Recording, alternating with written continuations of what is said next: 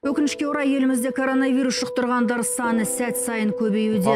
Адам тіркелді. Новый коронавирус стал еще опаснее. Türkiye'de koronavirüs önlemleri. Еще 20 случаев заражения коронавирусом. 800 мыңға жуық адам осы дертке шалдықты. Коронавируса скончался третий зараженный. Қарағанды қаласында 62 жасар азамат коронавирустан қайтыс болды.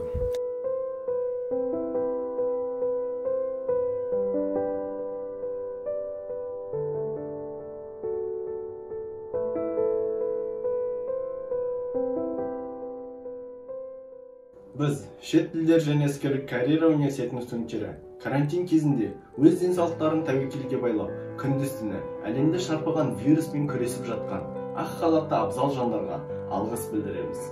Спасибо докторам и всем медицинским работникам, которые трудятся дни и ночи для народа, подвергают себя большой опасности. Ваш труд бесценен. Ülkemizin değerli sağlık çalışanları, biz sizlerin yanınızdayız. Sizler de hepimizin sağlığı için evinizde kalın.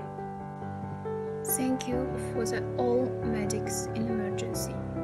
شكرا لكم جزيلا يا أتوباو جزاكم الله خيرا. 大家好，我们可以应对这种病毒，我们在一起，感谢所有的医生。Vielen Dank an unsere Ärzte. Oui, ça, donc pune. Merci, médecin. Выписано 24 пациента. Дәрігерлер мен медицина қызметкерлерінің қайсарлығына тәнті болуда. Бүгінгі күннің батырлары. Өздеріне қауіп төнсе де, өзгелердің амандығы үшін соңғы сырқат айықпайынша емдеу орнында қалады. Провинция, которую COVID-19 мучил с декабря, приоткрывается.